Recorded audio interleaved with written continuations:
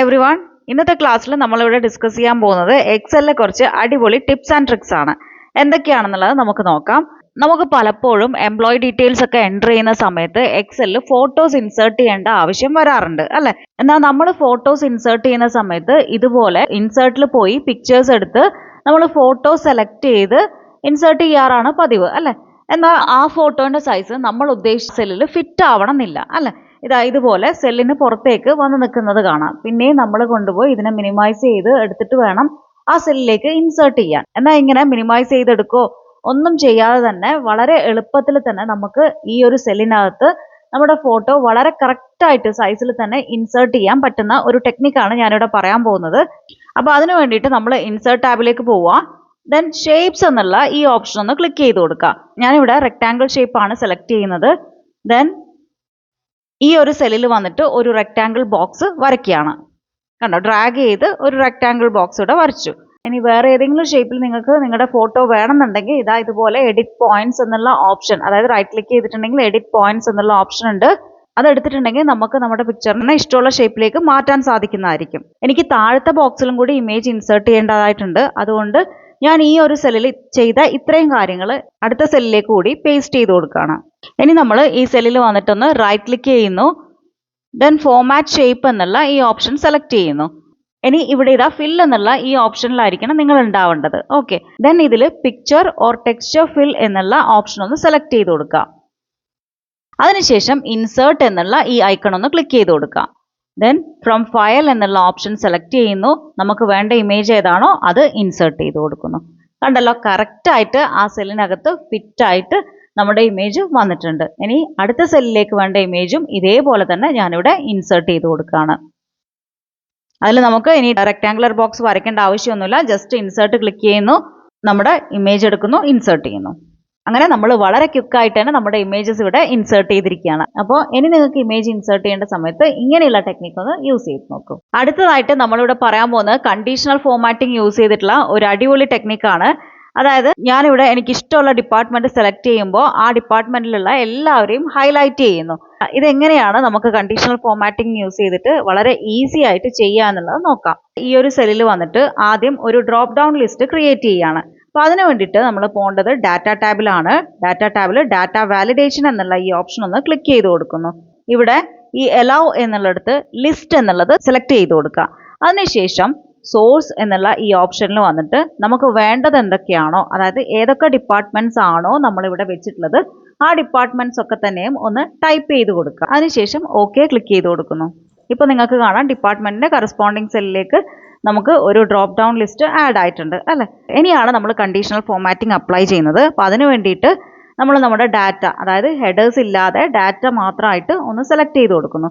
Then home ടാബിൽ വന്നിട്ട് conditional formatting എന്നുള്ള ഈ ഓപ്ഷൻ ക്ലിക്ക് ചെയ്ത് കൊടുക്കുക. അതിൽ നമ്മൾ എടുക്കേണ്ടത് ന്യൂ റൂൾ എന്നുള്ള ഓപ്ഷനാണ്. ദെൻ ഇവിടെ use a formula to determine which cells to format എന്നുള്ള ഓപ്ഷൻ ഒന്ന് ക്ലിക്ക് ചെയ്യുന്നു. ഇവിടെയാണ് നമുക്ക് വേണ്ട ഫോർമുല നമ്മൾ ടൈപ്പ് ചെയ്ത് കൊടുക്കേണ്ടത്. വളരെ സിമ്പിളായിട്ട് ചെയ്യാം. അതായത് ഡിപ്പാർട്ട്മെന്റിന്റെ ഫസ്റ്റ് സെൽ ഒന്ന് സെലക്ട് ചെയ്ത് കൊടുക്കുന്നു. ദെൻ അതിൻ്റെ ഈ ഡോളർ സിമ്പിൾ ഉണ്ടല്ലോ, അത് ഫ്രണ്ടിലേക്ക് മാത്രം ആക്കണം. അതായത് ഒരു ഡോളർ സൈൻ മതി. അതിന് നിങ്ങൾ എന്താ ചെയ്യേണ്ടതെന്ന് വെച്ചിട്ടുണ്ടെങ്കിൽ ഫംഗ്ഷൻ കീയും F4 കൂടി 2 ടൈംസ് ഒന്ന് പ്രസ് ചെയ്ത് കൊടുക്കുക. അപ്പോൾ നമുക്ക് ഫ്രണ്ടിലേക്ക് മാത്രമായിട്ട് നമ്മുടെ ഈ ഒരു ഡോളർ സിമ്പിൾ മാറുന്നതായിരിക്കും. അതിനുശേഷം equal to എന്നിടുന്നു.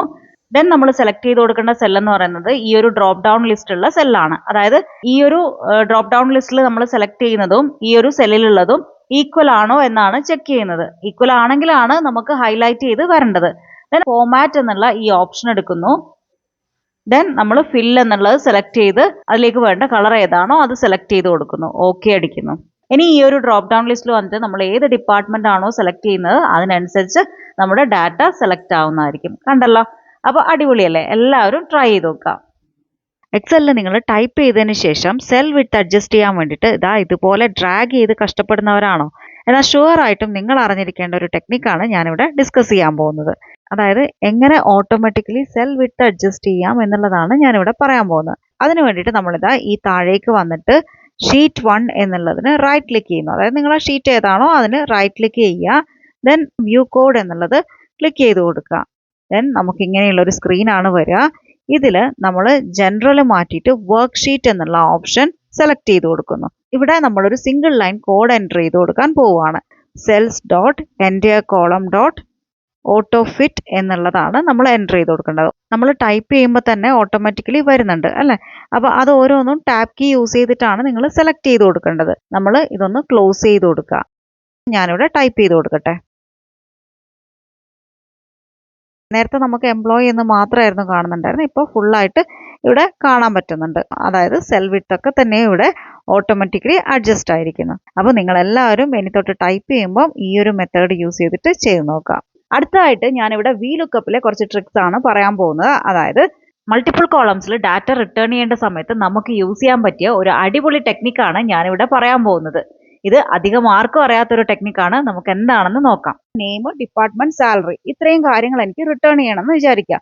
Equal to VLOOKUP എന്ന് ടൈപ്പ് ചെയ്യുന്നു. ദെൻ നമ്മുടെ ഫസ്റ്റ് ആർഗ്യുമെന്റ് എന്ന് പറയുന്നത് ലുക്കപ്പ് വാല്യൂ ആണ്. അതെന്ന് പറയുന്നത് എംപ്ലോയി ID 103യുടെ സെല്ലൊന്ന് സെലക്ട് ചെയ്ത് കൊടുക്കുന്നു. ദെൻ നെക്സ്റ്റ് വേണ്ടത് നമ്മുടെ അറേ ആണ് അല്ലെ, അതായത് നമ്മുടെ ഡാറ്റ. അപ്പോൾ ഡാറ്റ ഒന്ന് സെലക്ട് ചെയ്യുന്നു. ഇനി ഈ ഡാറ്റ സെലക്ട് ചെയ്യാണ്ട് വേറൊരു രീതിയിൽ നിങ്ങൾക്ക് ചെയ്യാം. അതുകൂടി ഞാനിവിടെ പറയുന്നുണ്ട്. അതിനാണ് താഴത്തെ ടേബിൾ കൊടുത്തിട്ടുള്ളത്. അതിനുശേഷം നമുക്ക് വേണ്ട ആർഗ്യുമെന്റ്സ് എന്ന് പറയുന്നത് കോളം ഇൻഡെക്സ് നമ്പർ ആണ്. അതിന് വേണ്ടിയിട്ട് നമ്മളിങ്ങനെ കേളി ബ്രേസസ് ആണ് ഓപ്പൺ ചെയ്യേണ്ടത്. അപ്പോൾ എത്ര കോളംസ് ആണ് നമുക്ക് ഇവിടെ റിട്ടേൺ ചെയ്യേണ്ടത്? അതായത് നെയിമിന്റെ, ഡിപ്പാർട്ട്മെന്റിന്റെ, സാലറിന്റെ അല്ലെ, അങ്ങനെ 3 കോളംസ് റിട്ടേൺ ചെയ്യണം. അപ്പോൾ ഞാൻ ചെയ്യുന്നത് കണ്ടോളാം. നെയിം എന്ന് പറയുന്നത് നമ്മുടെ മെയിൻ ഡാറ്റയിൽ എത്രാമത്തെ കോളത്തിലാണെന്ന് നോക്കുന്നു. ഇപ്പോൾ 2ാമത്തെ കോളത്തിലാണ്. അതേപോലെ ഡിപ്പാർട്ട്മെന്റ് വരുന്നത് 3ാമത്തെ കോളത്തിലാണ്. എന്നാൽ സാലറി വരുന്നത് 6ാമത്തെ കോളത്തിലാണ് അല്ലെ. അതുകൊണ്ട് തന്നെ നമുക്ക് എന്ത് ചെയ്യാം, ഈ കേളി ബ്രേസസിന്റെ ഉള്ളിൽ 2, 3, 6 എന്ന്, അതായത് റിട്ടേൺ ചെയ്യേണ്ട കോളംസിന്റെ ആ ഒരു കോളം നമ്പർ ഇവിടെ ടൈപ്പ് ചെയ്ത് കൊടുക്കുന്നു. ദെൻ നമ്മുടെ കേളി ബ്രേസ് ക്ലോസ് ചെയ്യുന്നു. അഗെയിൻ കോമ ഇടുന്നു. അടുത്തതായിട്ട് ഫോൾസ് സെലക്ട് ചെയ്യുന്നു. ദെൻ നമ്മൾ എൻ്റർ കീ പ്രസ് ചെയ്യുന്നു. കണ്ടോ, എല്ലാ വാല്യൂസും കറക്റ്റ് ആയിട്ട് തന്നെ റിട്ടേൺ ചെയ്തിട്ടുണ്ട്. നിങ്ങൾക്ക് വേണമെങ്കിൽ ചെക്ക് ചെയ്ത് നോക്കാം. ഇനി നമ്മൾ എന്ത് ചെയ്താൽ മതി, ഈ ഫോമുല താഴേക്കുള്ള സെൽസിലേക്കും കൂടി കോപ്പി ചെയ്താൽ മതി. നമുക്ക് വാല്യൂസ് ഒക്കെ തന്നെയും റിട്ടേൺ ചെയ്തു. താഴെയുള്ള സെൽസിലേക്ക് കോപ്പി ചെയ്യുമ്പോൾ തന്നെ നമുക്ക് സൈഡിലുള്ള സെൽസിലേക്കും കൂടി വാല്യൂസ് വരുന്നത് നിങ്ങൾക്ക് കാണാം. ഇനി ഞാനിവിടെ 101ഉം 104ഉം ലാസ്റ്റ് കൊടുത്തിട്ടുള്ളത് നിങ്ങൾക്ക് മനസ്സിലാവാൻ വേണ്ടിയിട്ടാണ്. അതായത് നമ്മളിവിടെ അബ്സല്യൂട്ട് റെഫറൻസ് കൊടുക്കേണ്ടതായിട്ടുണ്ട് അല്ലെ. അതിന് വേണ്ടിയിട്ട് ഫംഗ്ഷൻ കീയും F4ഉം കൂടി ഒന്നിച്ച് പ്രസ് ചെയ്യുക. അപ്പോൾ ഇത് വളരെ ഈസി ആയിട്ടുള്ള ഒരു മെത്തേഡാണ്. ട്രൈ ചെയ്ത് നോക്കുക. ഞാൻ നേരത്തെ പറഞ്ഞു നമുക്ക് ഡ്രാഗ് ചെയ്ത് ഡാറ്റ സെലക്ട് ചെയ്യുന്നത് ഒഴിവാക്കാമെന്ന് അല്ലേ.